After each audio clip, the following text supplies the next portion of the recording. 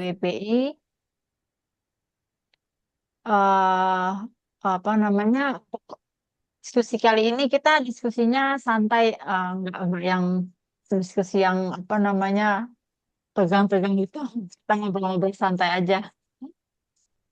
Untuk tema diskusi kita pada hari ini adalah politik topografi di Jabodetabek, penjajahan dengan peta. Nah, kali ini narasumber kita jauh, eh, tidak di Indonesia, apa? Jadi kita adakan sore hari. Jadi biar Mas Bindinya sudah bangun. Narasumber kita ini Mas Bindi R. Purnama. Dan kali ini saya dibantu sama Mbak Iren, sahabat BBI, yang akan menjadi moderator diskusi sore ini.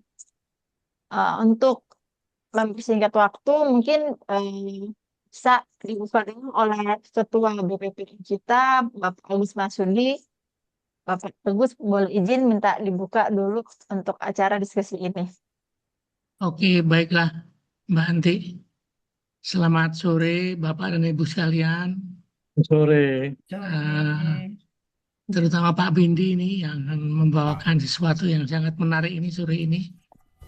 Eh, ini kita adalah diskusi bulanan ya, yang sudah rutin, pertemuan bulanan dari BPPI, Bumi Pelestarian Pusaka Indonesia.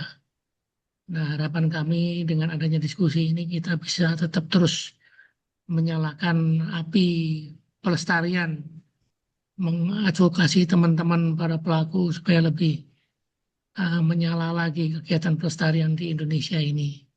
Dan kali ini, sore ini, Pak Bindi yang akan menyampaikan sesuatu. Mari kita eh, apa ya, bukan nikmati, ini kan apa namanya, kita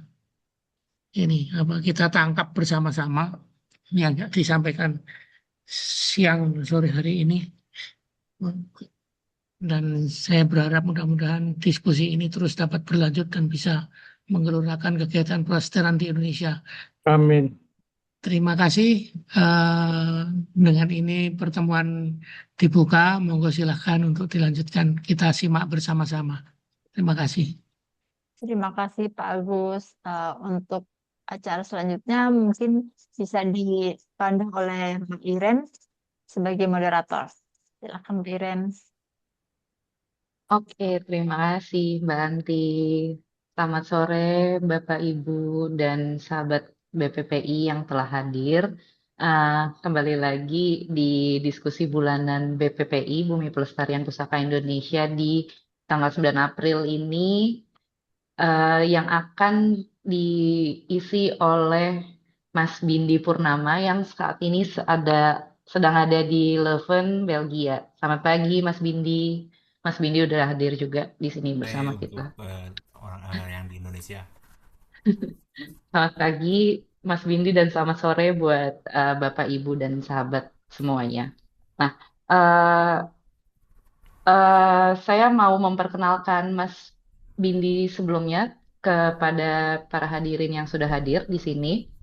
Jadi Mas Bindi ini dulunya berkuliah, mendapatkan gelar sarjananya di bidang arsitektur di Bandung dari Institut Teknologi Bandung, lalu melanjutkan kuliah S2-nya di tempat yang sama dengan saat ini Mas Bindi mengambil studi PhD-nya di KU Leuven di Belgia untuk masternya di bidang Master of Human Settlement.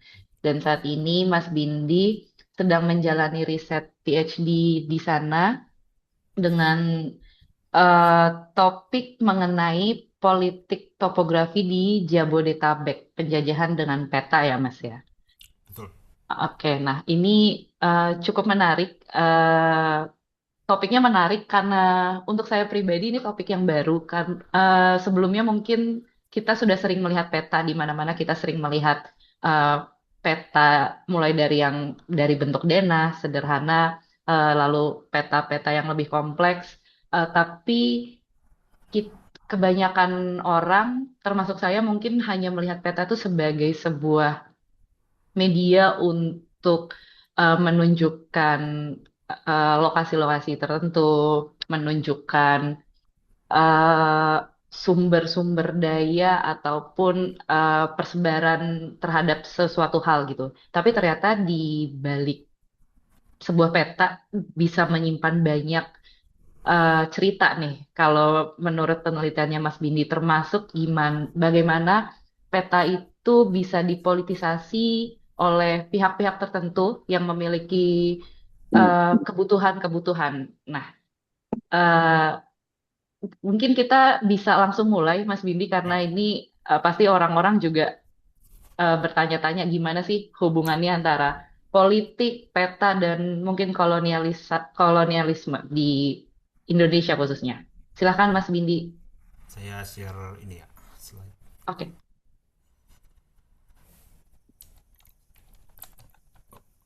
Bisa kelihatan slide-nya ya? Belum Masih sih, Bang. loading, tapi kayaknya kita bisa tunggu sebentar. Oke, udah Oke, kelihatan, gitu Mas. ya. Oke. Eh, ya, jadi langsung aja, salam kenal, saya Bindi.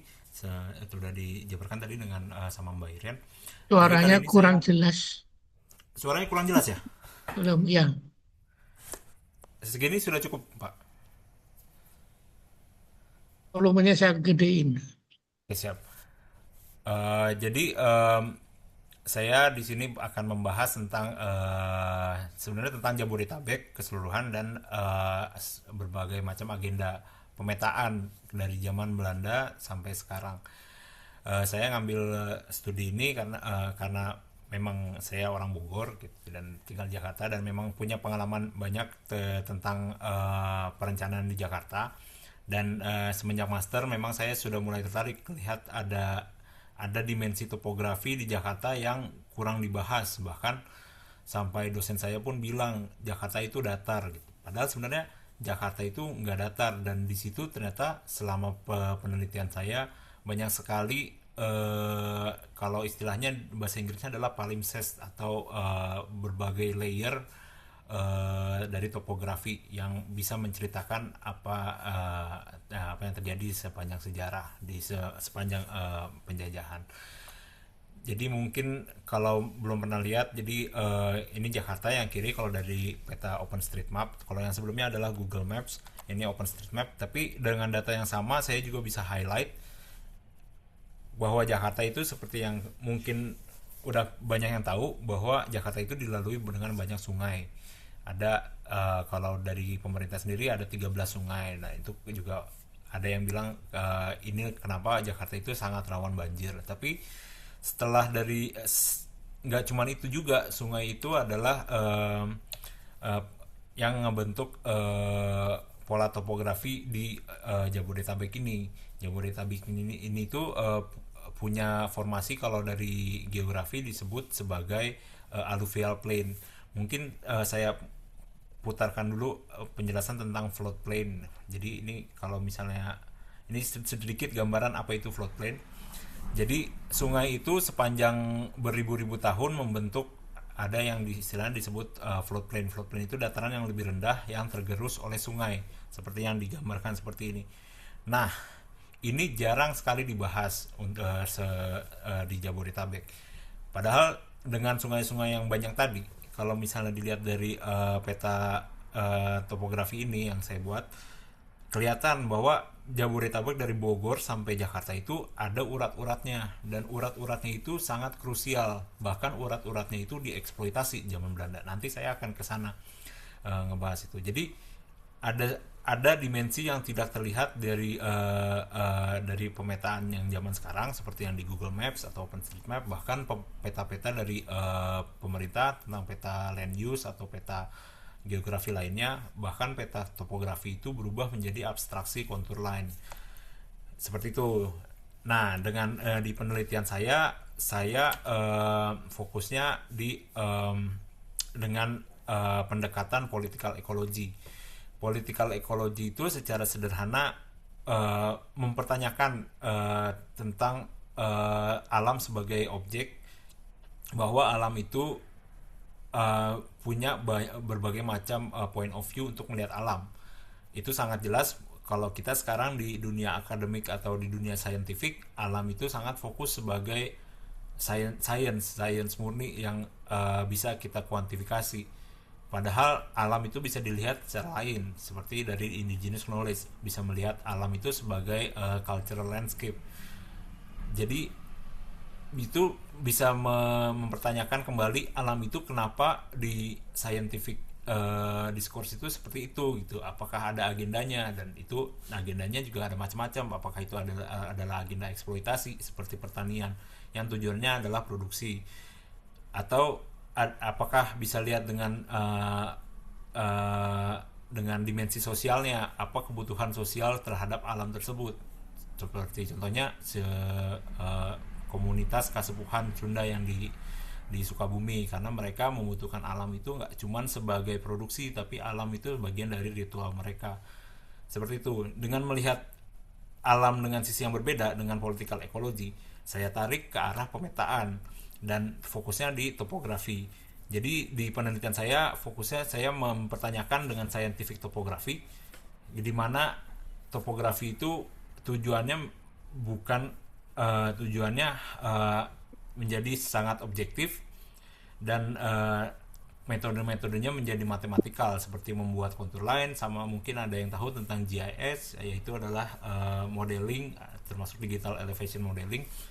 Itu kita fokus ke sana sangat scientific gitu. Tapi apakah itu satu dimensi lain? Nah, itu penelitian saya yang saya coba lihat dengan cara yang lain.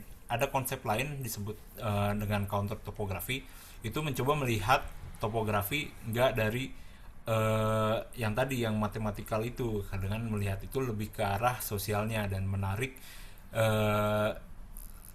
hubungannya antara tanah dan manipulasi topografi, dan melihat hubungannya dengan ke arah sosial dan agenda pada saat itu. Jadi di situ poin utamanya yang saya pakai adalah analisa sejarah dengan melihat topografi itu.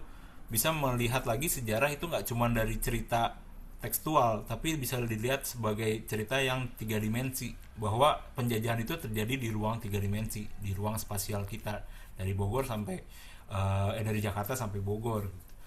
Jadi disinilah di penelitian saya ini saya membuka lagi secara 3 dimensi apa yang terjadi dari Jakarta sampai Bogor gitu. Jadi itu juga saya menggunakan teori-teori atau kritik terhadap pemetaan.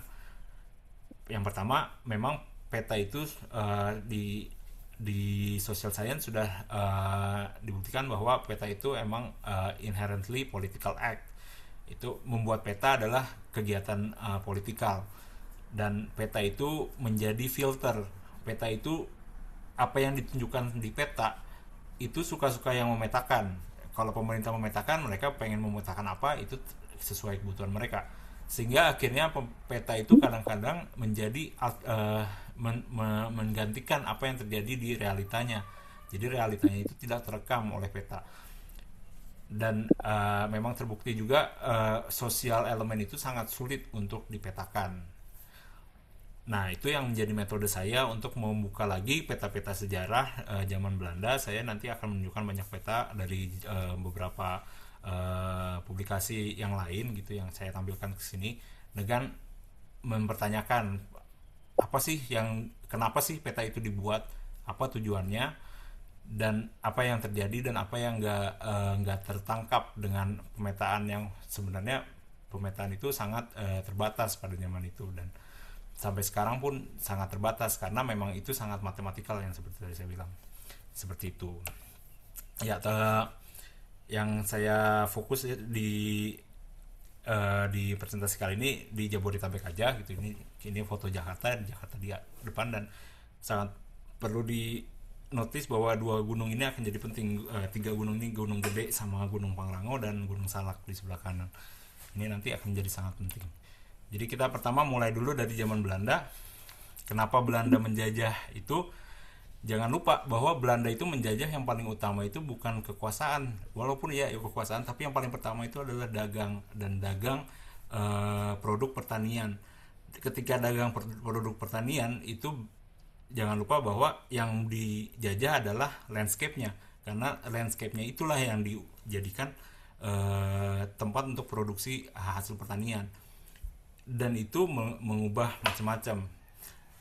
Kalau misalnya dimulai dari Batavia sendiri, Batavia itu eh, kota, mereka adalah orang Belanda yang ketika nyampe sini, yang mereka tahu adalah eh, mereka tinggal di dataran rendah gitu. Jadi pemetaan itu sangat signifikan buat mereka. Bahkan mereka menciptakan sebuah ideal city itu pada zaman itu, ketika ideal city itu adalah kota yang dialirkan oleh kanal-kanal seperti kayak gini, dan ini menjadi inspirasi buat Batavia, dan ini pun dipakai juga untuk di kota-kota pelabuhan lainnya pada zaman VOC.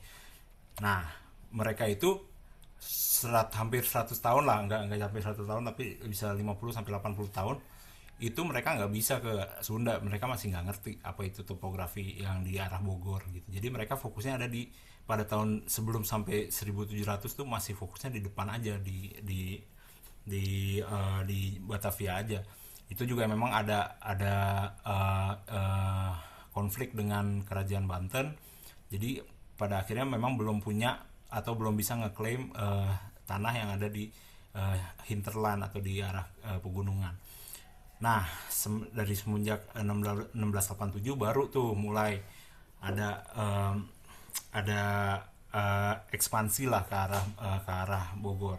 Nah, ini adalah salah satu peta yang ini gampang juga dicari di internet. Ini peta survei menyusuri Kali Ciliwung sampai ke Bogor, sampai ke arah Pelabuhan Ratu. Nah, ini yang paling penting adalah di sini ada pertama kali mereka notice bahwa ada Kerajaan Pajajaran. Kerajaan Pajajaran itu adalah berlokasi di dua sungai, ada Sungai Ciliwung dan Sungai Cisadane. Ini adalah figur yang penting, dan mereka akhirnya notice, dan akhirnya ya tentu saja mereka akhirnya bikin Istana Bogor di sini. Jadi itu saya juga mulai bertanya-tanya tuh, wah kenapa gitu, maksudnya ternyata tertarik mereka sampai bangun Istana Bogor di zaman Belanda, kenapa di lokasi itu gitu.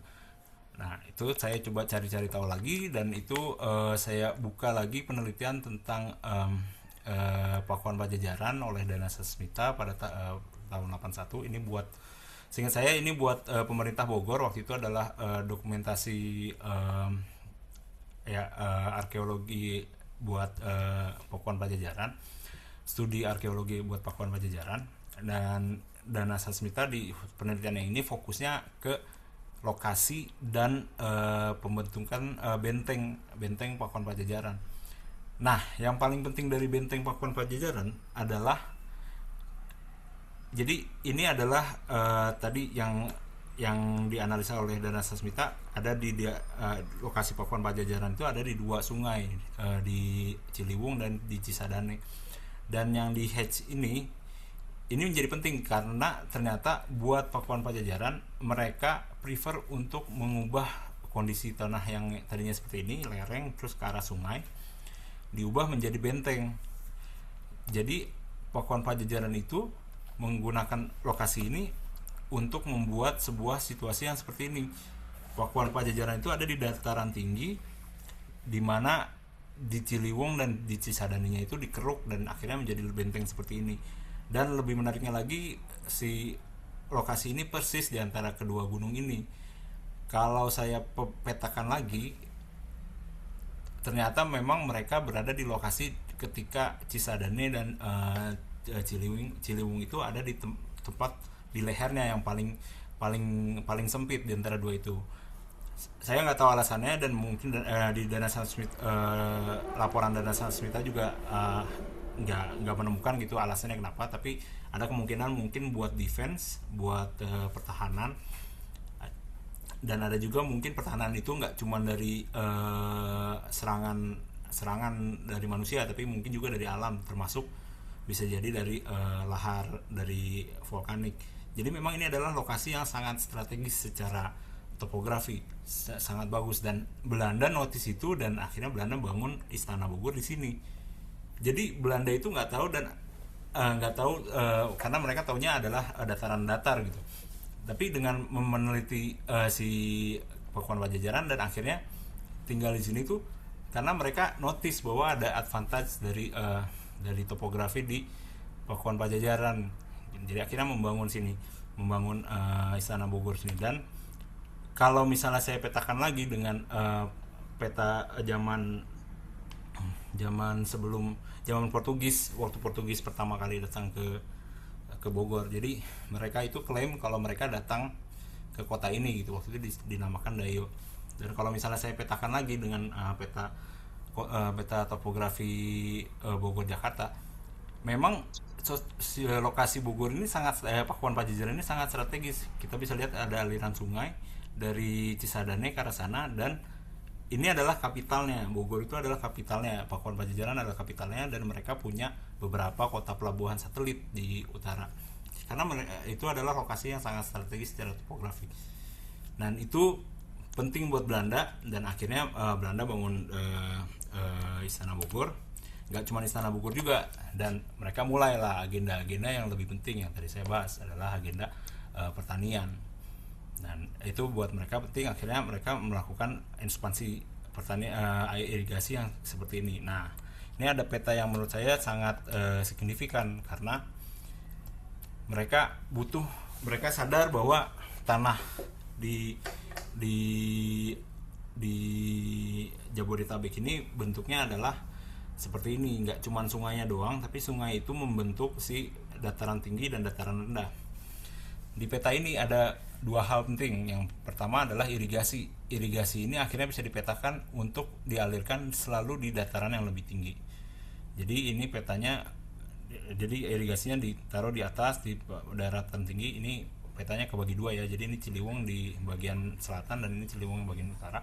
Dari sini dia nyambung ke arah sini. Nah, ini irigasinya selalu ada di lokasi yang di atas gitu. Jadi dengan notice gitu, dengan kualitas benteng Pajajaran dan floodplain-nya yang mereka hindari gitu, mereka tahu caranya membangun irigasi dan akhirnya mulai sodet sana sini gitu. Yang ini Ciliwung dijadiin irigasi, dan ini juga Cisadane. Akhirnya ini air dari Cisadane bisa dialirkan ke Ciliwung juga gitu. Jadi tujuannya memang satu, produksi supaya intensif agriculture bisa terjadi di daerah sini. Nah, ini secara potongan kira-kira seperti inilah yang terjadi. Jadi irigasi itu ada di level yang paling atas gitu, dan bisa punya pertanian, dan nanti akhirnya airnya dialirkan ke sungai. Dan ini menjadi penting ke dunia modern karena sawah-sawah ini berubah menjadi entitas yang bisa dikomodifikasikan. Itu nggak begitu saya bahas di sini karena itu di penelitian saya. Nah, entitas ini menjadi dasar ke perubahan land use, karena ini bisa sawah bisa dipetakan lagi, akhirnya bisa dijual gitu. Nah, itulah yang terjadi di Jabodetabek. Jadi dengan adanya irigasi ini sebenarnya Belanda itu mengubah seluruh Jabodetabek menjadi sawah, dan itu mengubah cara pikirnya juga orang-orang yang tinggal di situ waktu itu, karena mereka memaksakan kan. Jadi emang narasinya adalah memaksakan untuk pertanian gitu. Jadi semua harus bertani untuk produksi keuntungannya VOC. Jadi akhirnya yang tadinya mungkin irigasi, bahkan di Baduy dibilang irigasi masih nggak boleh sampai sekarang gitu, itu akhirnya harus dipaksakan jadi seperti ini.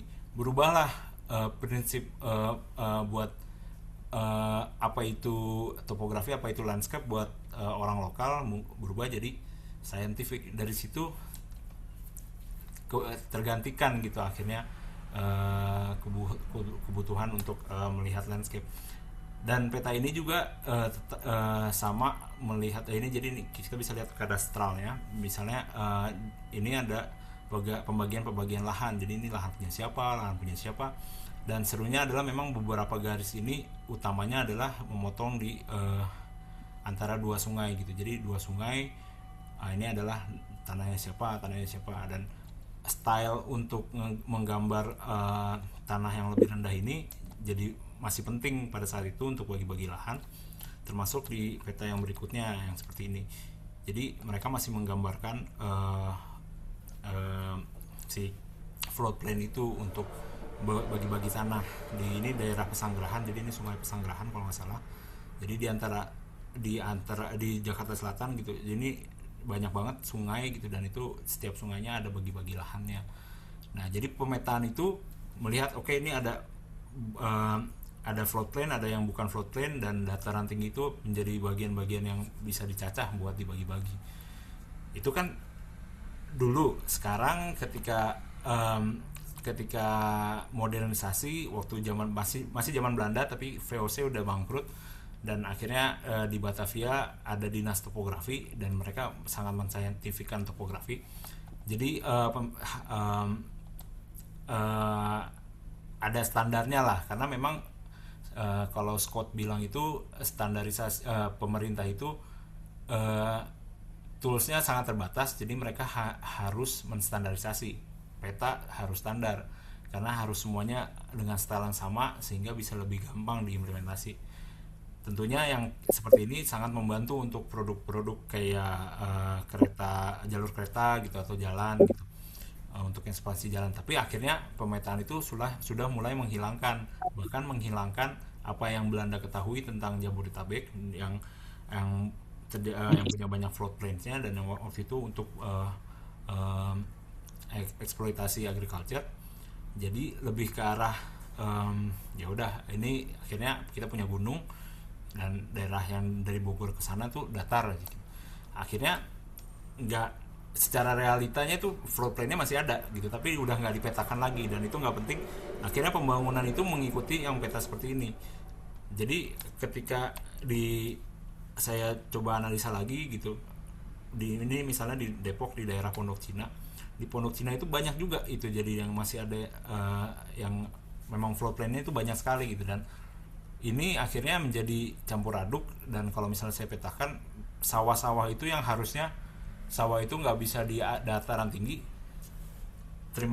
thanks to irigasi, sawah-sawah itu bisa di dataran tinggi, dan sawah-sawah ini akhirnya pada zaman sekarang udah dijual, udah jadi pemukiman gitu, karena sawah itu membentuk si boundary yang akhirnya bisa diakui oleh BPN untuk dijual. Dan ya jadinya Bogor kalau di tahun 1900 itu petanya juga udah nggak kelihatan lagi kalau Bogor itu dialirkan 2 sungai dan ada floodplainnya yang sangat jelas gitu, ada daratan yang lebih rendahnya. Ini kelihatannya datar aja gitu, Bogor adalah datar aja gitu, mungkin bisa dipahami sedikit dengan garis-garis kontur lainnya seperti yang kayak gini gitu, tapi nggak notice lagi gitu kalau ada floodplainnya, bahwa di sini ada beberapa pemukiman yang ada di daerah yang lebih rendah, contohnya yang di Empang. Nah, ini ada peta yang menarik di tahun 1920. Waktu itu yang dipetakan hanya di antara 2 sungai. Jadi akhirnya muncul lagi tuh di peta ini, kelihatan bahwa wah, ternyata Bogor itu memang kota yang di antara 2 sungai. Waktu itu kebun raya Bogor itu belum jadi bulat, jadi masih cuman seperti ini. Jadi memang dulu tuh bukan lingkaran. Jadi dia hanya ada satu jalan di sebelah kiri, dan ini Istana Bogornya.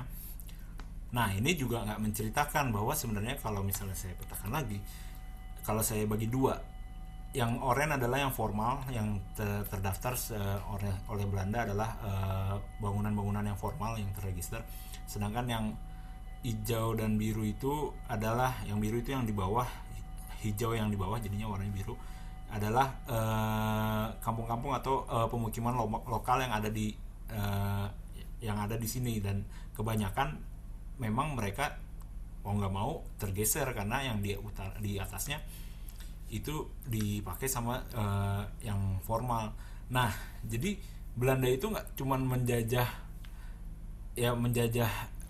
tuh, bahkan dari ruang sampai dataran tinggi dan dataran rendahnya juga terjajah. Akhirnya orang-orang lokal hanya bisa tinggal di bawah.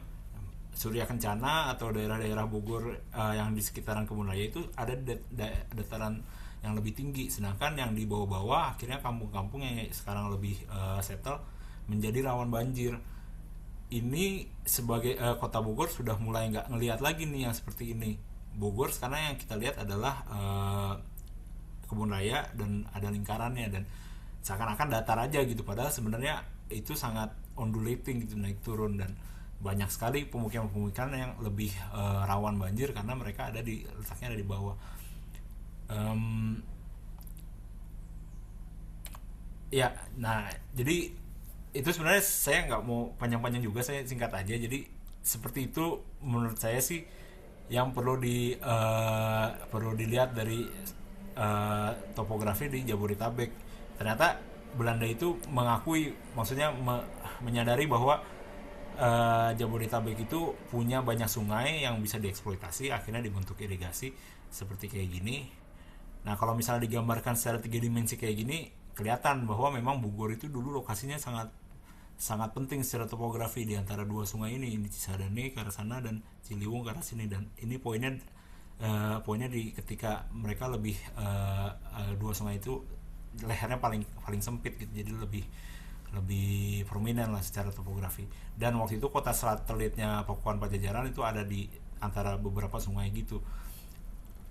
Itu yang topografi yang nggak terlihat. Dan sekarang dengan pemetaan dan ilmu topografi yang ke arah sekarang, apalagi penggunaan topografi untuk perencanaan kota, itu hanya akhirnya dilihat sebagai sebagai ya udah gimana caranya kita nggak ngebangun supaya nggak kegerus misalnya tanahnya, atau misalnya dibikin retaining wall, atau kalau dulu zaman debatnya Ahok sama Anies adalah ngomonginnya normalisasi atau naturalisasi.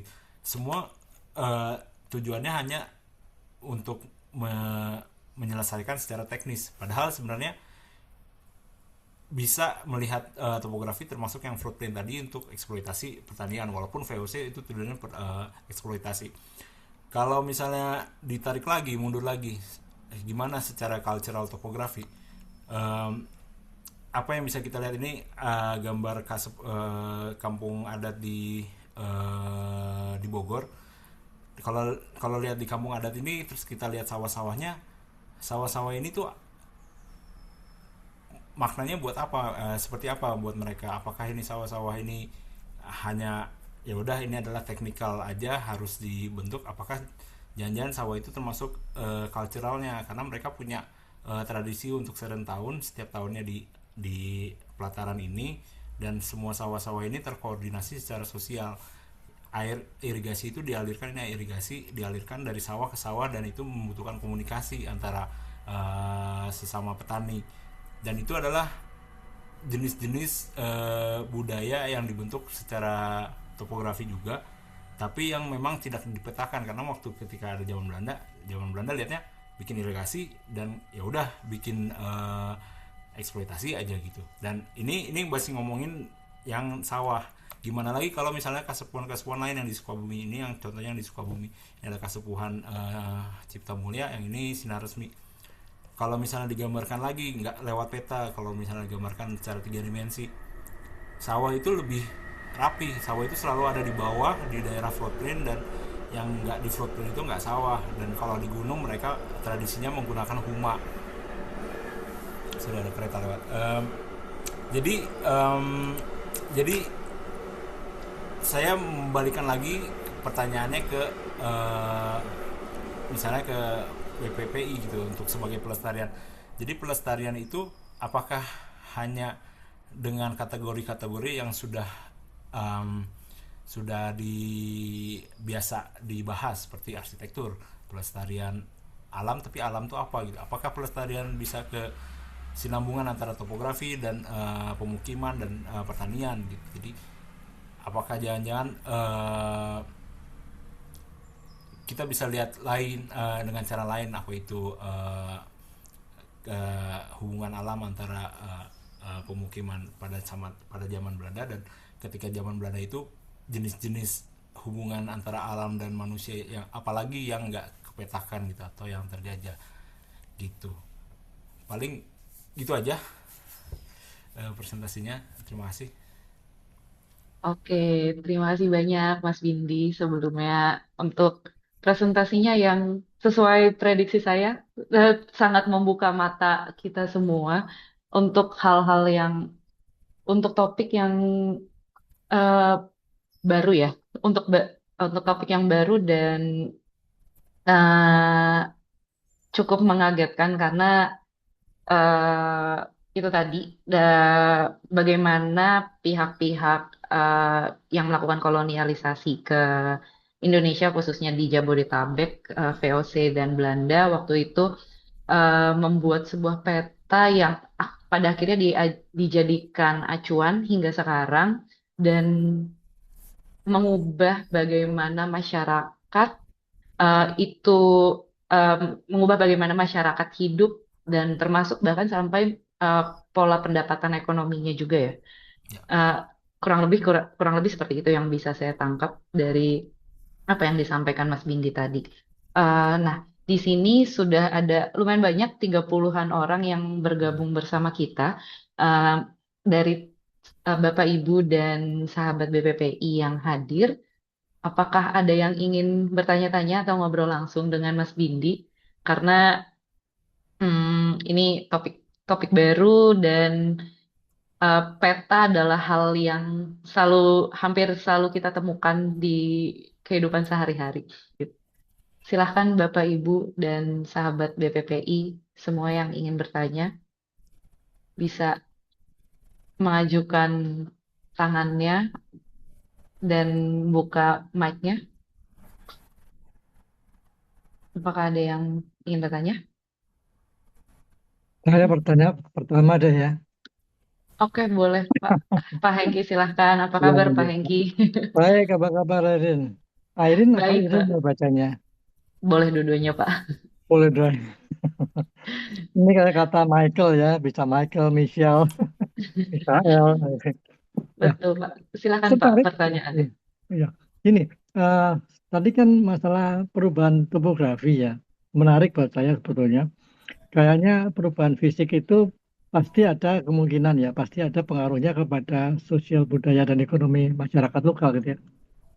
Pertanyaannya pada waktu itu sudah ada populasi nggak di daerah sana gitu ya. Kemudian berkaitan dengan itu, kalau sudah ada terjadi nggak perubahan sosial culture dari masyarakat yang dulu barangkali tidak pernah bekerja di pertanian, kemudian berubah menjadi pertanian karena telah dibuka lahan-lahan pertanian atau perkebunan dan sebagainya. Itu barangkali yang ingin saya ketahui terhadap perubahan itu. Kalau nggak ada populasinya mungkin tidak terlalu apa ya, tidak terlalu rumit ya. Tapi kalau sudah ada populasinya di sana, sekecil apapun juga kemungkinan ada perubahan perilaku dan sebagainya. Itu aja. Terima kasih. Oke. Terima kasih Pak Hengki. Silahkan Langsung Mas aja ya. Bindi kalau ya langsung aja. Wah, itu betul banget, Pak. Jadi kalau zaman pas zaman penjajahan itu memang katanya sih populasinya rendah. Waktu itu ada penulis dari, kalau nggak salah dia malah orang Jerman apa orang Swedia gitu ya, nyampe di waktu zaman Belanda, nyampe di sini tahun 1700-an gitu, menulis bahwa dulu itu hutan semua. Jadi ini adalah hutan semua, dan mungkin kalau di cross check sama dengan cara bermukim orang Baduy, memang orang Baduy bermukimnya di hutan, dan hutan itu melakukan rotasi. Jadi hutan dibabat, dibakar, dan itu untuk pertanian hanya untuk 1 tahun itu, dan dibiarkan 5 sampai 11 tahun terus baru pindah. Akhirnya tutupan lahan itu di seluruh daerah Baduy itu memang hutan. Nah, itu berubah total ketika zaman Belanda, karena semua banyak dari Jakarta sampai Bogor itu berubah jadi pertanian. Dengan bantuan tadi, irigasi tadi, akhirnya mengubah. Dan pertanian di sana itu ada landlordnya gitu, ada beberapa pendatang gitu yang punya lahan, yang boleh punya lahan di daerah situ, yang akhirnya untuk produksi pertanian. Dan biasanya mereka butuh pekerja ini bisa ada dua macam. Ada yang datang dari orang-orang Sunda gitu, yang memang orang situ, memang dulunya sedikit tapi akhirnya berubah, yang tadinya biasanya bertani secara huma misalnya, berubah menjadi bertani secara yang pakai irigasi. Itu sangat kontradik sama beliefnya mereka gitu. Ada juga lebih banyak pendatang lagi dari se-Indonesia Raya gitu, datang sini untuk bahkan banyak petani dari Jawa yang datang sini. Akhirnya mereka justru yang biasanya lebih jago lah untuk bertani gitu, yang lebih diandalkan oleh orang Belanda untuk bantu pertanian mereka gitu. Jadi akhirnya memang berubah tuh akhirnya sosial budayanya mereka untuk bertani pada pada saat itu. Dan di situ juga, maksudnya di situ adalah salah satu poin utamanya yang terjadi dari penjajahan ini adalah nggak cuman perubahan ya lahan aja dikuasai oleh siapa, tapi akhirnya budaya manusianya juga berubah gitu, yang itu terjajah juga gitu budaya manusianya, budaya Baduy yang zaman dulu yang bertaninya huma gitu, dengan cara huma gitu, dengan rotasi di hutan, berubah menjadi pertanian yang melalui irigasi gitu. Oke. Eh, terima kasih, Sedikit, Mas. Ren. Boleh, boleh, Pak.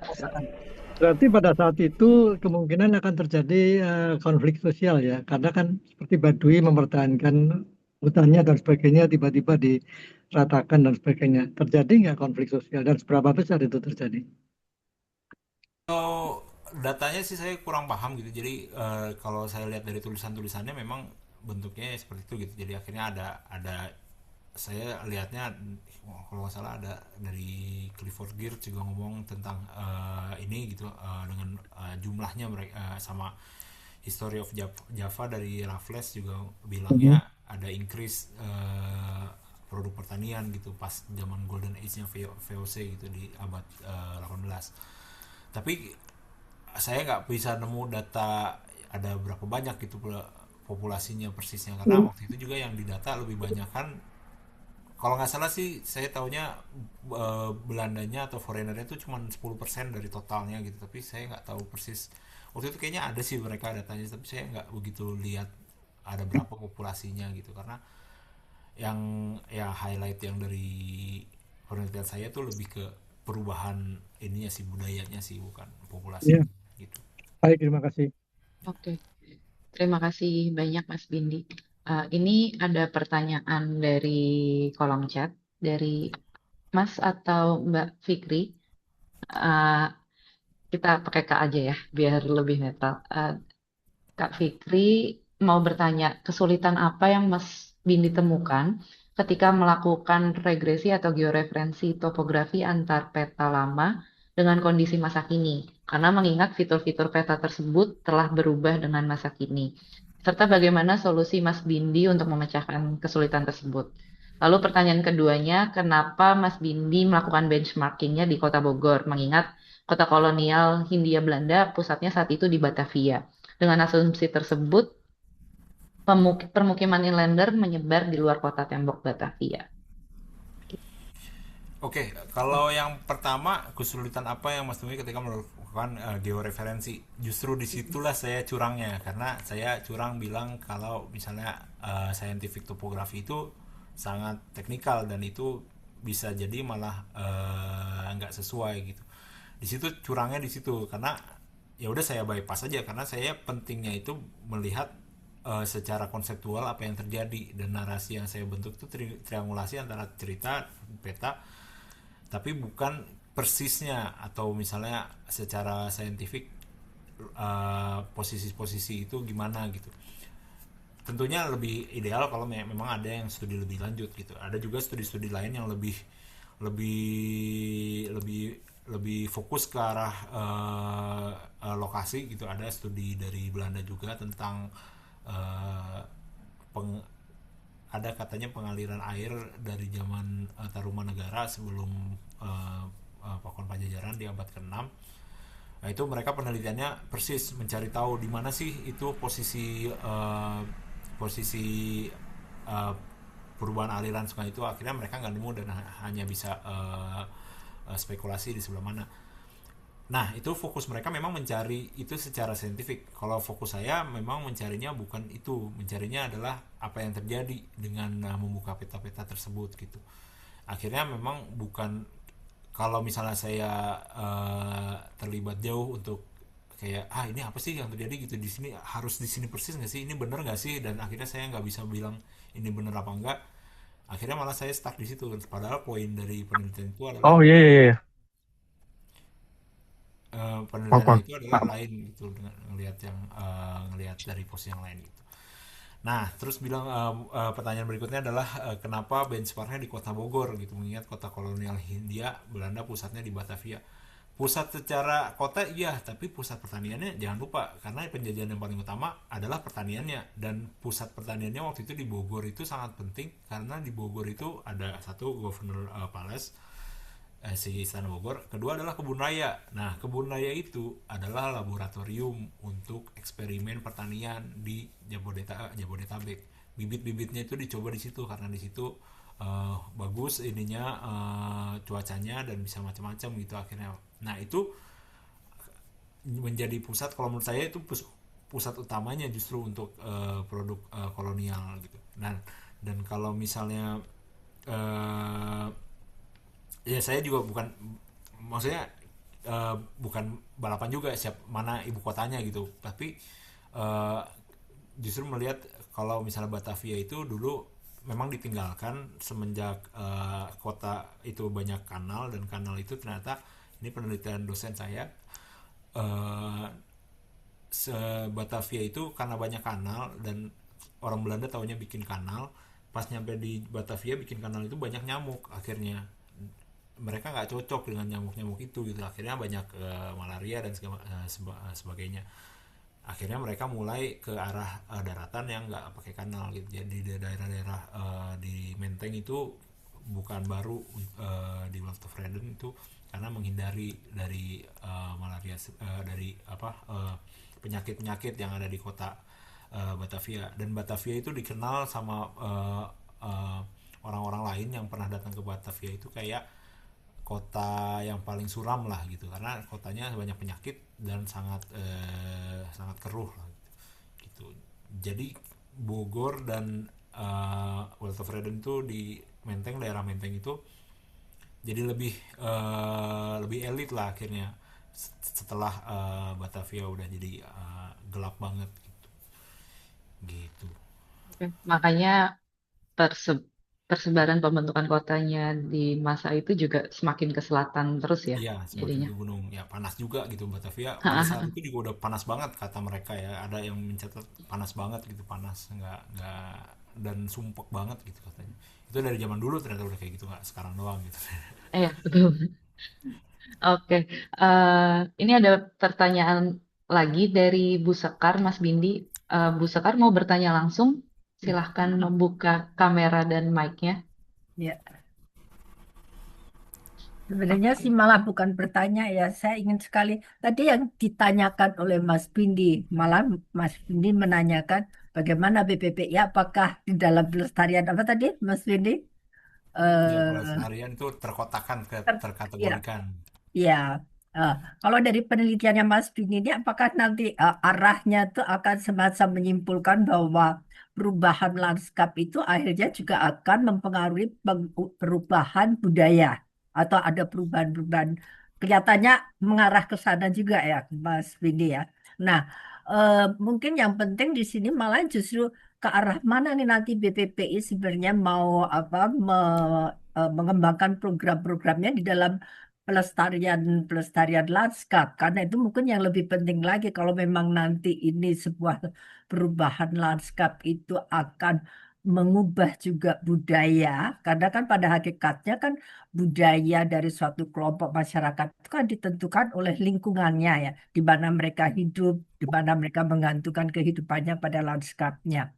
Nah, tentunya kita harus juga membuat semacam apa ya pemikiran-pemikiran kira-kira ke depan ini dengan keragaman lanskap Indonesia yang sangat tinggi. Ini kan lanskap ini kan macam-macam ya. Dan budaya-budaya yang ada di dalam setiap lanskap itu pasti akan juga menentukan em, apa keragaman lanskap itu akan menentukan juga keragaman budaya. Jadi apakah tidak sebaiknya kita ke depan ini kita malah justru berpikir ke depan. Sebaiknya BPP ini kalau begitu kita tidak hanya melestarikan selama ini hasil-hasil dari budaya suatu kelompok, suatu masyarakat, tapi justru dengan lingkungan sekitar termasuk lanskap yang ada di sekitar di mana masyarakat itu tergantung kehidupannya dari padanya gitu. Nah, ini nih yang juga yang mungkin barangkali perlu ke depan kita perlu diskusikan itu Mungkin Pak Agus bisa bisa juga menambah ini apa yang saya sampaikan ini nanti untuk ke depan barangkali masukan dari Mas Budi ini menjadi sangat penting sekali. Apakah memang betul nanti bahwa sebuah perubahan lanskap itu akan mengubah juga eh, budaya dari suatu eh, orang-orang masyarakat yang tinggal di dalam lanskap tersebut. Itu Mas Budi. Saya mau nambahin juga Bu, berarti kalau saya sih ngelihatnya juga sangat penting untuk mempertahankan yang mempertahankan, contohnya ya kalau saya yang di penelitian saya di Kasepuhan Sunda, di Sukabumi itu, eh, jangan sampai karena kita punya kesaklekan scientific knowledge itu masuk dan mengubah mereka tanpa sadar. Itu sering terjadi, saya lihat bahwa kita datang, bahkan ada grup seperti AMAN, grup aliansi masyarakat adat Indonesia, itu datang itu AMAN apa ya, pokoknya mereka datang ke sana dan mengajarkan GIS. Loh, justru harusnya kebalik gitu, mereka harusnya ngajarin orang-orang yang pakai GIS melihat topografi secara lain gitu. Jadi sebenarnya ada bagian, ada banyak yang masih terjajah gitu, bahkan terjajahnya sama Indonesia gitu, untuk di daerah-daerah yang mereka punya hubungan cultural landscape yang sangat penting.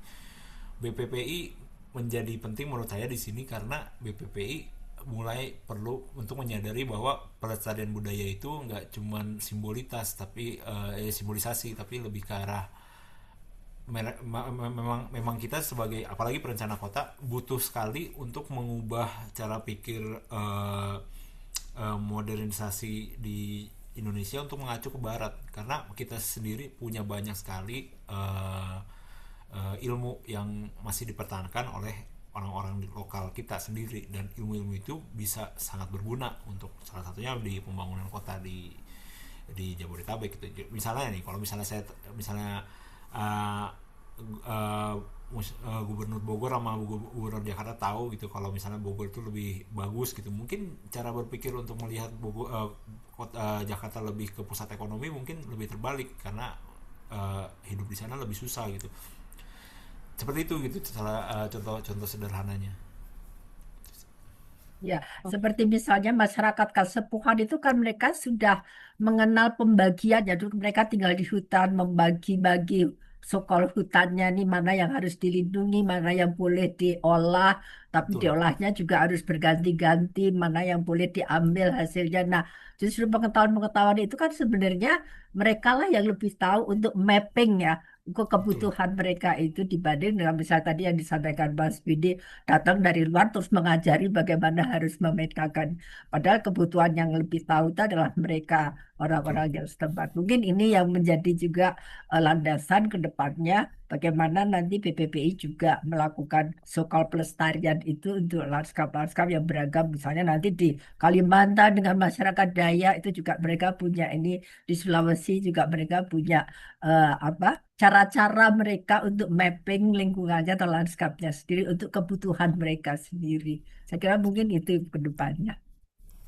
Ya ini sekedar ide aja. Terima kasih Mas Vindi. Bagus. Sama-sama. Terima kasih Bu Sekar, pertanyaannya menarik karena seperti yang kita tahu, eh, penjajahan dalam tanda kutip melalui peta ini kan pada akhirnya sudah membentuk, sudah terinternalisasi di Ya. dalam diri kita sampai bahkan sampai ke tingkat udah secara struktural terinternalisasi hingga saat ini, dan eh, bahkan di banyak kasus, di beberapa kasus pun terkadang masyarakat-masyarakat tradisional seperti yang disebutkan Bu Sekar dan Mas Bindi tadi mungkin jadi merasa dalam tanda kutip minder terhadap perubahan-perubahan modernisasi eh, yang terjadi selama ini gitu, dan pada akhirnya mengubah perspektif mereka mereka juga gitu. Jadi udah memang cukup struktural masalahnya dan sedikit complicated. Tapi mungkin kita dari penelitian Mas Bindi ini kita bisa ada sedikit eh, ada secerca harapan dan titik terang gitu ya, gimana kita bisa mulai mengubah perspektif kita dan bagaimana kita menanggapi masyarakat tradisional yang sudah hidup jauh ratusan ribuan tahun sebelum kita, kayak gitu. Terima kasih Ibu Sekar untuk pertanyaannya. Eh, dari Bapak Ibu yang lainnya, apakah ada pertanyaan lagi? Atau sambil menunggu, dari saya ada sedikit pertanyaan untuk Mas Bindi gitu ya, Oke. melanjutkan tadi pertanyaan dari Bu Sekar. Eh, dengan kondisi kita saat ini yang tadi sudah terinternalisasi dengan sudut pandang tersebut dan eh, bagaimana kompleksitas hidup manusia modern dan pertambahan jumlah penduduk gitu ya, terutama di Jabodetabek karena eh, seperti yang kita tahu penduduk Indonesia sebagian besarnya juga kebanyakan di Jabodetabek gitu. Hal-hal apa aja sebetulnya yang mungkin idealnya atau setidaknya yang diharapkan oleh Mas Bindi bisa kita lakukan ke depannya gitu Oke, untuk macem-macem sih. Kalau saya sih lagi kepikiran yang paling paling relevan sama penelitian saya itu gimana cara kita bermukim di daerah floodplain, karena ternyata itu bukan ini kita gitu, bukan nature kita. Ternyata emang Pemkot Pajajaran juga bukan gitu, lebih suka di dataran tinggi. Jadi akhirnya mempertanyakan, itu kan banyak bangunan Belanda gitu yang dia dataran tinggi atau tanah-tanah Belanda. Kalau misalnya memang kita merdeka, harusnya kita ngeklaim itu dong untuk menjadikan pemukiman itu ya, nggak cuma di pinggiran sungai. Itu salah satunya gitu. Atau mungkin berikutnya adalah gimana, saya pengen banget, bahkan saya pengen banget penelitian lagi gitu kalau misalnya habis lulus ini, gimana caranya bermukim di daerah floodplain itu bukan secara individual, karena kita kan biasanya punya rumah, beli rumah, punya rumah, dan akhirnya punya perumahan di situ gitu. Padahal perumahan itu ya. yang di daerah, banyak banget perumahan itu yang mengubah lahan pertanian di daerah sawah berubah gitu, jadi akhirnya Betul. jadi perumahan, dan perumahan itu sebenarnya selalu tergerus sama sungai gitu. Kalau ngomongin arsitektur, gimana caranya kita bermukim di daerah situ yang bukan bukan fix gitu, jadi nggak punya bangunan yang fix di situ gitu. Gimana bermukim di sana secara komunitas. Orang Sunda yang Kasepuan, mereka bangunannya stilted atau pakai panggung, dan sebenarnya nggak cuma panggungnya doang, ternyata bangunan itu bisa dipindah. Mereka tuh bisa ngangkat bangunannya, pindah ke tempat lain. Betul, Jadi betul bangunan sekali. itu sebenarnya lebih kayak mobil gitu.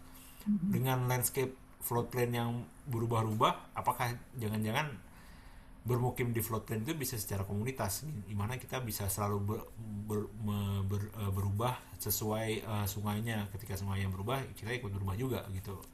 Jadi akhirnya nggak punya kayak ini saya punya tanah di sini, enggak gitu, tapi mungkin ini secara komunitas kita punya tanah segini dan kita mengurusnya bersama gitu.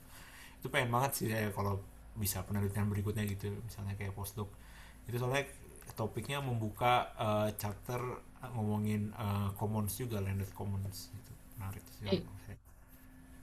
Oke, jadi gimana? Karena yang selama ini terjadi kan bagaimana lahan diubah untuk mengikuti kebutuhan manusia ya, tapi Ya, kita balik perspektifnya jadi manusia mengikuti betul. perubahan lahan yang secara alami bisa terjadi. Oke, Mas Bindi nih selanjutnya ada pertanyaan lagi dari Zudi. Silahkan. Ya, selamat siang. Terima kasih Mas Bindi atas presentasinya. Mungkin saya tertarik ya dengan tadi ada konsep counter mapping gitu. Itu mungkin jadi satu satu one step untuk kita mengubah apa produk kolonial menjadi yang lebih indigenous gitu. Nah, itu mungkin bisa dijelaskan lebih lanjut Mas mengenai counter mapping itu seperti apa, kemudian potensinya, atau eh, atau mungkin kalau misalnya Mas Bindi tahu di Indonesia apakah sudah cukup berkembang counter mapping atau ya, ya, elaborasi mengenai counter mapping. Oke, Terima kasih.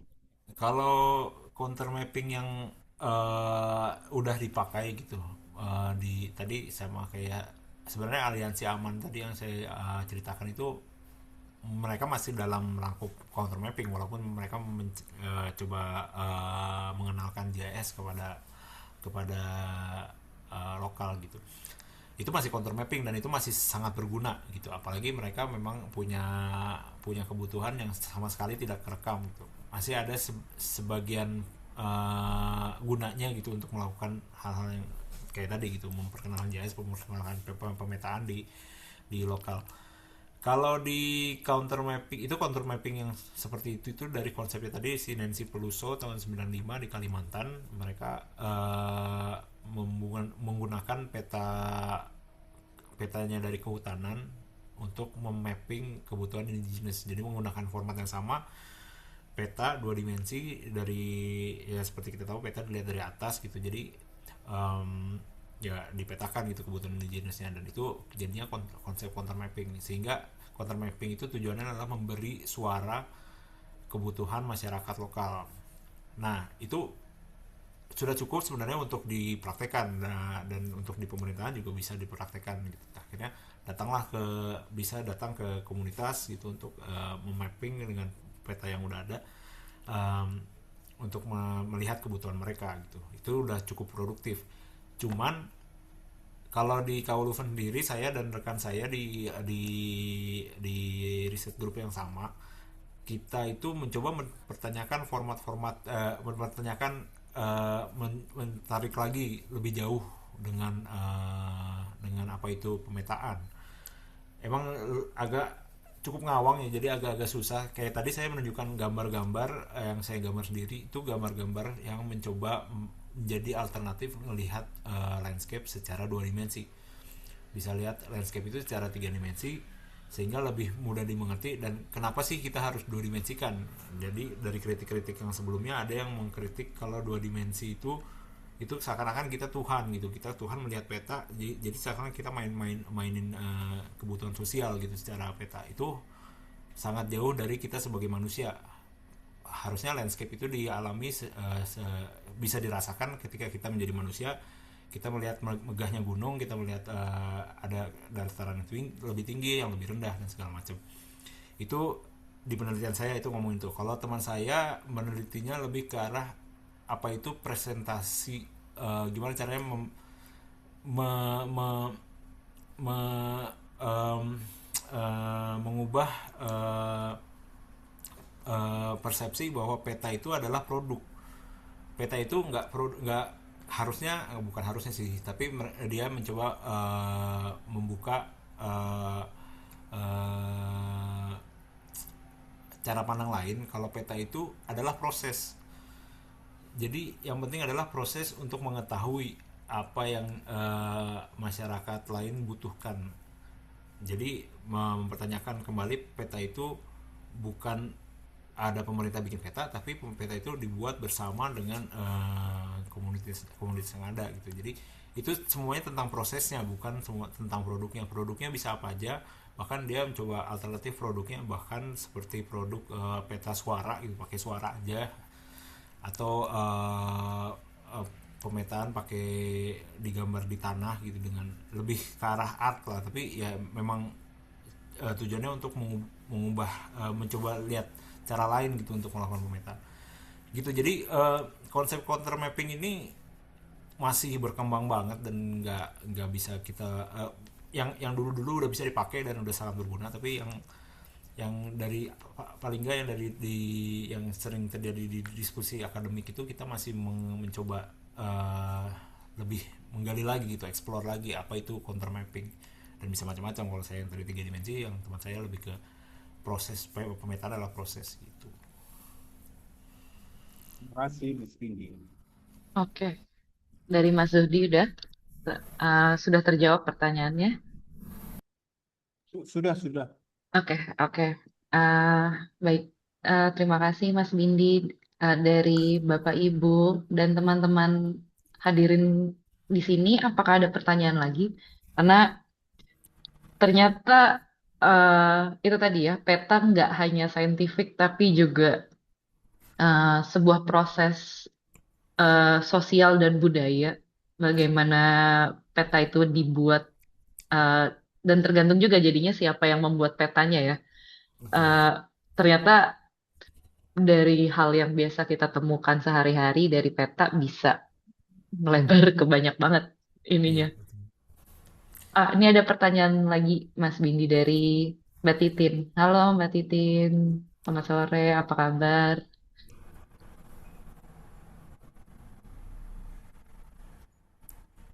Halo Mbak Titin, suaranya kedengeran? Suara saya kedengeran nggak? Ah, Orang itu kedengaran. Oke. Halo Mbak, apa kabar? Oke, baik. Suara saya kedengaran kah? Nggak apa-apa ya, Kedengeran Mbak, kedengaran. udah, Oke, udah. ya, baik. Maaf, saya off cam gitu ya, tapi saya ingin bertanya ke Mas Bindi begitu ya. Tadi saya mencermati paparannya yang berisi peta-peta yang macam-macam, peta lama juga gitu ya, luar biasa sekali gitu ya, penggalian untuk data-datanya begitu. Nah, saya jadi terpikir begitu ya. eh Jadi pada waktu itu dari peta-peta lama itu kan bisa ditelusuri gitu ya. Oh ternyata penentuan satu posisi ya boleh dikatakan titik pusat pemerintahan gitu ya. Itu ternyata unik gitu ya. Misalnya kalau yang Bogor tadi kan kemudian oh dia di antara dua sungai begitu ya. Tadi ada Sungai Cisadane dan Sungai Ciliwung kalau nggak salah. ya. Nah, kira-kira nih ya, saya penasaran dalam penelusuran peta-peta lama gitu, Mas Bindi menemukan nggak pusat-pusat pemerintahan lain misalnya selain yang Bogor atau mungkin kalau yang paling gampang kan dari apa yang Kerajaan Jayakarta kan udah ketahuan banget itu di Sunda Kelapa gitu ya, ada Sungai Ciliwung Muara di situ gitu. Nah, kalau yang lain-lain apakah menemukan gitu misalnya, karena kan di area yang sekarang kita kenal dengan Jawa Barat ataupun Jabodetabek gitu ya. Dulu-dulunya tuh kan ada pusat-pusat kerajaan-kerajaan lama tuh gitu. Nah, nemuin nggak misalnya ada kerajaan Salakanagara misalnya yang itu kan juga di wilayah Sunda. Itu kan termasuk kerajaan tertua di Jawa Barat gitu ya. Kemudian Tarumanagara itu kan kerajaan Hindu tertua juga itu katanya sih di daerah Bekasi atau Bogor. Nah, itu apakah juga dia di pinggir sungai atau enggak gitu ya? Saya juga agak penasaran jadinya. Termasuk misalnya ada kerajaan Sunda Pajajaran misalnya atau mungkin kerajaan Sagara Pasir yang katanya di wilayah Bekasi misalnya gitu kan. Nah, kira-kira ada pernah nemuin nggak Mas pusat-pusat pemerintahan yang dulu-dulu pernah ada gitu ya? Ataupun mungkin hal-hal yang terkait itu gitu. Apakah kemudian dia di banyak yang di pinggir sungai atau posisi-posisi lain? Mungkin Ya, itu dulu. Terima kasih, Mas. ya, makasih pertanyaannya. Ini saya sih cuma bisa bilang itu sulit ya untuk, karena sebenarnya penelitian seperti ya daerah-daerah yang penting dulunya sebelum zaman penjajahan itu, bahkan orang Belanda tuh udah banyak banget kajiannya. Dan ya kalau misalnya ke ke ke archive-nya mereka, wah itu belum beres sampai sekarang dan masih banyak banget yang belum terbahas. Yang terakhir saya tahu itu yang tadi yang tentang ada perubahan aliran sungai yang sangat besar dari pas zaman kerajaan Tarumanegara. Jadi diubah aliran sungainya, bikin kanal sejauh 12 kilometer gitu. Dan itu pada abad 6 itu nggak ketemu sampai sekarang lokasinya di mana. Nah yang kayak gitu-gitu masih banyak lagi gitu. Ada juga em, saya baru tahu juga kalau misalnya ada kerajaan di Jambi gitu, ada ada ada yang ada banyak reruntuhan di sana yang masih belum ke inilah, belum ke analisa bahwa itu kerajaannya itu seperti apa, kayak zaman dulu kayak gimana gitu. Itu banyak. Bahkan Banten itu pun juga saya kaget juga, ternyata Banten itu segitu megahnya dulu waktu pas bersandingan sama Batavia. Batavia itu kecil dibanding Banten, dan Banten tuh banyak lukisan-lukisan yang menunjukkan Banten tuh kota yang megah sekali. Itu juga menarik sih buat saya. Ternyata banyak sekali gitu daerah-daerah lain gitu.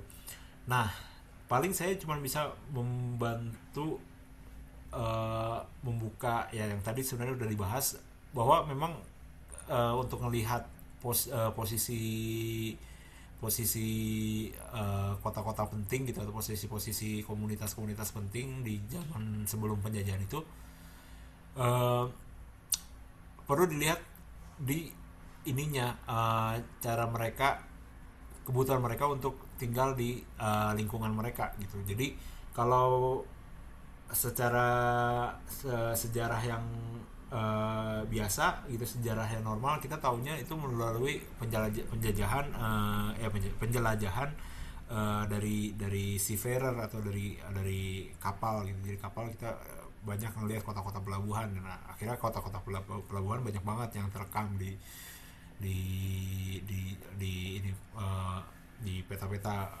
Portugis gitu, peta-peta Porto Lancar. Tapi banyak yang di daerah pegunungan yang nggak terbahas karena ya orang waktu itu ya cuma bisa pakai berlayar gitu, tapi nggak bisa sampai ke daerah pegunungan gitu. Nah itu perlu dilihat dengan cara lain, karena peta itu terbatas sekali. Kalau misalnya lihat dari peta ya akhirnya nggak ketemu, karena bukan peta lah, mereka juga bukan peta. Contohnya Bujangga Manik, ini kelopak Sunda Bujangga Manik itu ada di British, nggak tahu kenapa ada di British gitu, nggak ada di kita gitu di Indonesia. Tapi itu menceritakan tentang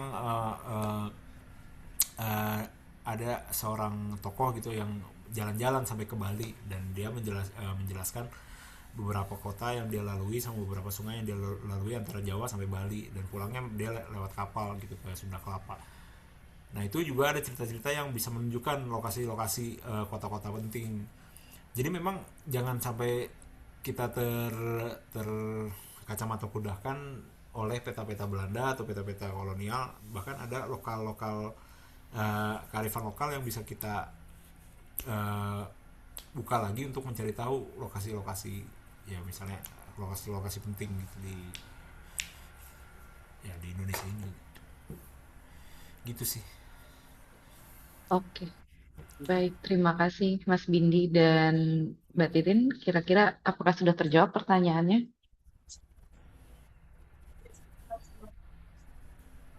Boleh satu lagi nggak, Mbak Irin? Pak Hengki Iya. boleh kita tunggu sebentar karena udah ada Boleh. yang mau tanya. Oh ya, silakan Kali ya. nanti Penasaran aja. nanti setelah yang bertanya ini kita Iya, boleh, terakhir ke boleh. Pak Hengki dan Iya. kita bisa masuk ke kesimpulan kali ya Mas Bindi ya. Oke, terima kasih. Oke, terima kasih Pak Hengki. Silahkan untuk yang mengangkat tangan Mas Haji mau membuka kamera dan mic-nya. Oke, baik silakan Pak. Halo, selamat sore untuk semuanya dan untuk Pak Bindi. Terima kasih untuk presentasi yang sangat menarik. Tadi saya sangat tertarik dengan kalimat peta itu dibuat tergantung oleh siapa dan untuk apa. Nah, kalau dari tadi dan sepanjang perjalanan penelitian Pak Bindi ini, apakah pernah menemukan bentukan peta atau apapun namanya yang dibuat oleh penduduk indigenos sendiri? Katakanlah kalau memang ini ada di tataran Jawa Barat gitu di Bogor, apakah pernah ada? Kalaupun memang ada, apakah namanya? Mungkin itu aja. Terima kasih. Ya, makasih pertanyaannya. Saya baru nemu tuh katanya ada peta namanya Ciela Map, itu dari orang-orang Sunda, tapi Sunda yang ke arah Ciamis kalau nggak salah, itu ada peta Ciela Map. Ada juga peta yang baru ditemukan, baru dibahas sama Asian Studies di Leiden, itu peta orang Jawa. Stylenya sama persis kayak sebelumnya, kayak yang sebelum saya jabarkan. Yang penting ada flood plan-nya, mereka menggambarkan flood plan-nya supaya untuk kebutuhan irigasi. Itu ada juga. Jadi memang ada praktis-praktis dari orang-orang lokal yang membuat peta, tapi justru di situ saya mempertanyakan kenapa mesti kita mencari peta, karena nggak semua lewat penelitian saya ngelihat bahwa melihat landscape itu nggak cuma peta. Peta itu datangnya dari peta sendiri adalah teknik yang didatangkan oleh zaman penjajahan. Walaupun ada juga peta yang eksis di daerah Asia gitu, peta yang dengan cara yang sama untuk melihat maksudnya memetakan daerah mereka.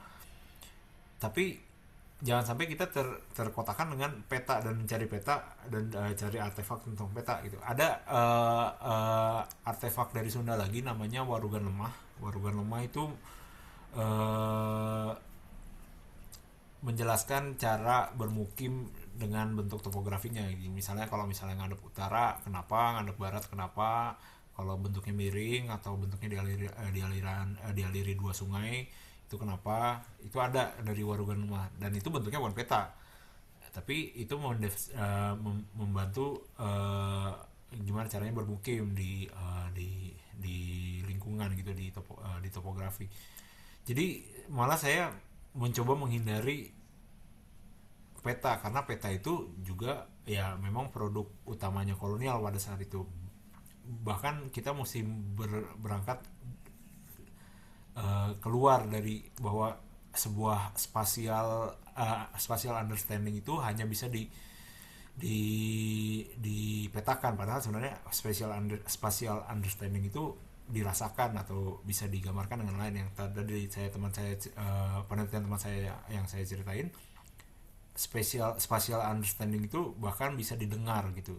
Jadi orang bisa tahu, waktu itu dia penelitiannya kayaknya orang bisa tahu dia lagi di mana dari suaranya.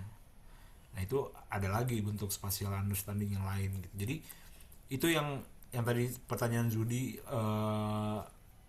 kemukakan itu. Jadi kita bisa juga gitu mempertanyakan bentuk-bentuk lain selain peta untuk tentang pengetahuan geografi gitu. Mungkin bahkan kayak di candi-candi, kalau misalnya kita perhatiin candi-candi ada reliefnya, ada bas reliefnya yang mereka bikin, itu pun juga sebenarnya bentuk menunjukkan spatial understanding gitu. Jadi nggak cuma terbatas selalu untuk peta gitu, jangan sampai kita malah kekotakan harus cari peta gitu. Oke, terima kasih banyak untuk pertanyaannya. Eh, untuk tadi terakhir ada Pak Hengki, mungkin ingin melanjutkan pertanyaannya lagi. Silakan Pak Hengki. Iya, dikit aja sih. Eh, Menurut saya sih peta itu potret ya sebetulnya ya kayaknya. Jadi kita bisa memotret kondisi pada saat itu apa, perubahannya apa. Eh, Sebetulnya menarik juga dengan peta ini kita bisa melihat seberapa besar sih dampak yang disebabkan oleh policy dari kolonial waktu itu gitu ya. Kalau kita lihat pada waktu Daniels membangun Pantura itu, kemudian tumbuh kota-kota sehingga membentuk linear ya, kota-kota pita gitu ya. Dari Tegal, Pekalongan dan sebagainya itu tumbuh gitu ya. Nah, dengan model barangkali itu juga terjadi, nggak tahu saya, dengan bentuk dari apa namanya kebijakan policy Belanda pada waktu itu menjadikan daerah-daerah pertanian itu kemudian bisa menumbuhkan nggak pusat-pusat pertanian seperti kalau di Daniels itu adalah pusat-pusat kota. Dan itu sebetulnya bisa menarik juga kalau kita lihat seberapa besar sih perubahan yang terjadi akibat tindakan itu gitu ya. Ada nggak peta-peta yang bisa di overlapping gitu ya. Jadi dulu bagaimana dan sebagainya. Mungkin ada juga saya ngerti di beberapa daerah. Saya pernah melakukan studi, bukan saya sih. Saya dengan teman-teman kita melakukan studi mengenai peta budaya di Jawa Tengah itu menarik sebetulnya. Jadi ada toponimi gitu ya yang kita pakai juga sebagai alat untuk bisa melihat kondisi sosial budaya setempat. Barangkali itu pertanyaan saya tadi sebetulnya lebih mengarah kepada dengan adanya policy dari pemerintah dari Belanda, bukan pemerintah Belanda ya VOC ini, kira-kira terjadi nggak center-center pertanian baru dan kehidupan baru dan sebagainya. Terima kasih. Ya, itu ada teman saya yang meneliti, lagi orang Indonesia juga, orang Unpar, tapi dia nelitinya di Brussels, di Belgia juga. Dia menelusuri jalur pos Grote Posweg yang dari Anyer sampai Silakan. Panarukan ya. Menaruhkan. Nah itu dia penelitiannya lebih ke arsitektur kalau nggak salah. Saya belum lama lagi, udah lama nggak ngobrol, belum tahu lagi penelitiannya udah develop kayak gimana. Tapi yang saya tangkap itu dia meneliti lebih ke pabrik gula, karena ya salah satu produk pertaniannya VOC itu yang paling penting adalah gula. Dan ada yang bilang bahwa gula itu gantian sama sawah gitu, jadi kalau sawah 80%, gulanya 20% kayak gitu. eh saya kurang paham, seingat saya juga bahkan Bandung itu juga bukan asli dari dulu gitu. Bandung itu adalah kota baru yang dibangun di zaman penjajahan seingat saya, dan itu menjadi poin penting untuk apa mendatangkan hasil pertanian sekitarnya. Dan Rangkas Bitung juga kalau nggak salah sama, kalau nggak salah kayak gitu juga, si Multatuli itu tinggalnya di Rangkas Bitung kalau nggak salah, dan yang makanya dia menulis tentang penjajahan kopi gitu, novel yang tentang penjajahan kopi. Jadi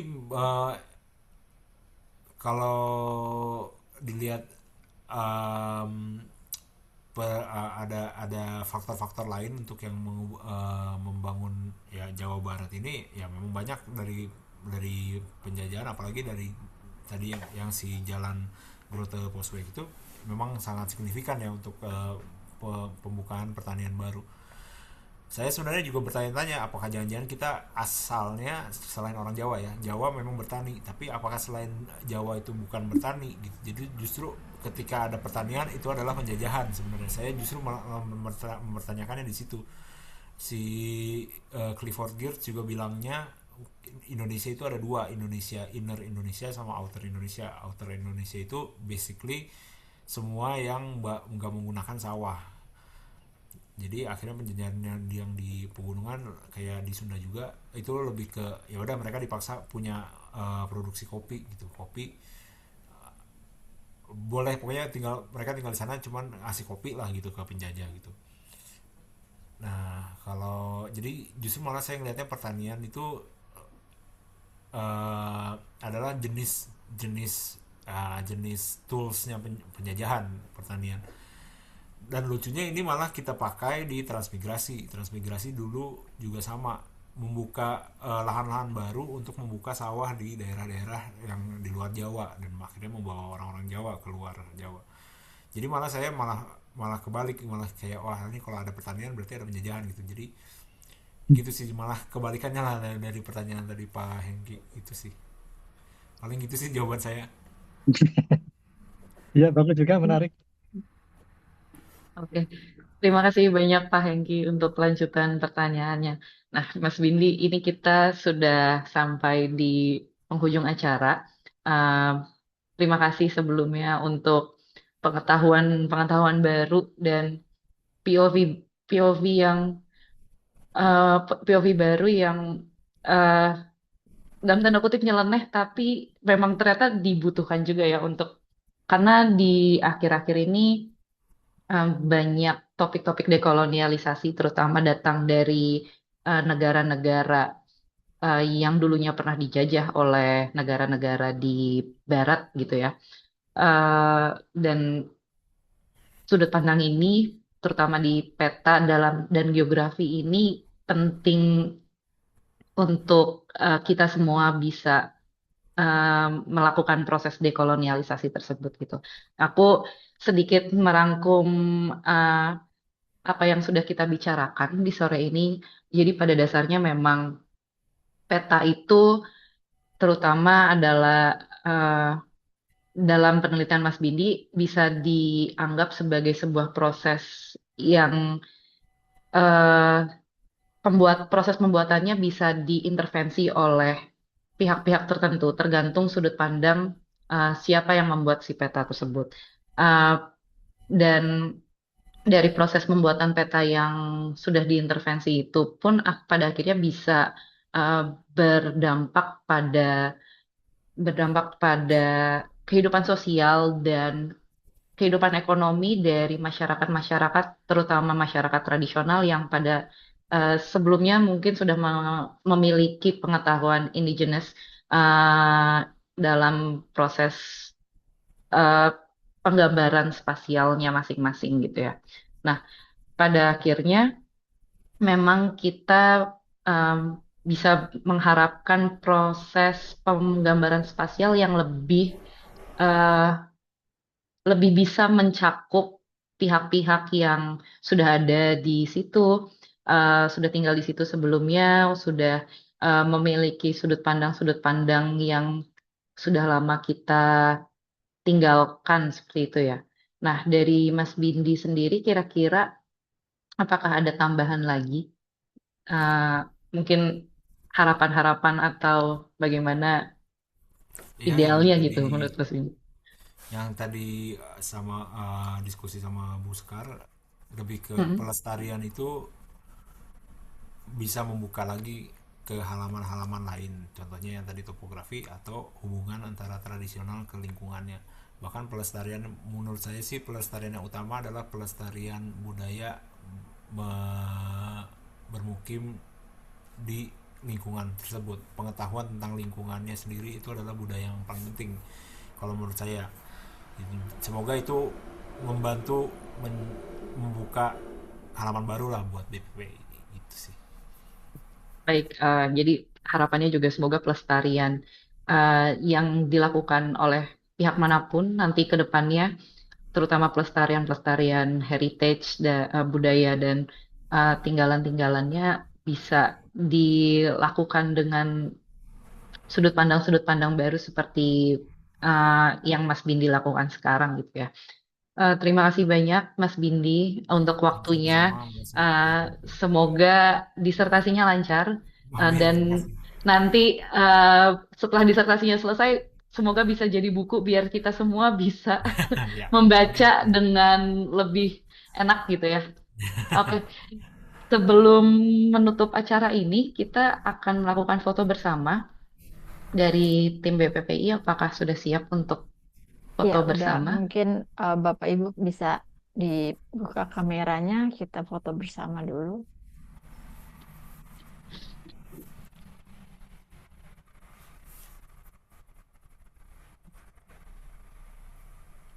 Oke, sudah ya. 1, 2, 3. Mungkin bisa salam lestari. Salam lestari. 1, 2, 3. Oke. Oke, terima kasih. Terima kasih Selamat banyak itu. Bapak Ibu untuk kehadirannya di sore ini. Semoga kita bisa pulang membawa perspektif baru dan uh, bisa kita terapkan ya di kehidupan kita nanti. Terima kasih banyak. Terima Ya, Semoga kasih terima sukses kasih semuanya. semuanya. Mas Terima Bindi, kasih Mas terima Bindi. Terima kasih kasih. Ren, Oh, terima kasih Ibu Bapak sekalian dan sahabat-sahabat BPI. Apa di diskusi bulan ini sangat menarik topiknya. Nanti kita akan ada diskusi-diskusi berikutnya lagi di bulan-bulan berikutnya. Salam lestari, selamat sore. Oke. selamat sore. Selamat sore semuanya. Selamat siang Mas Bindi. Mbak Iren.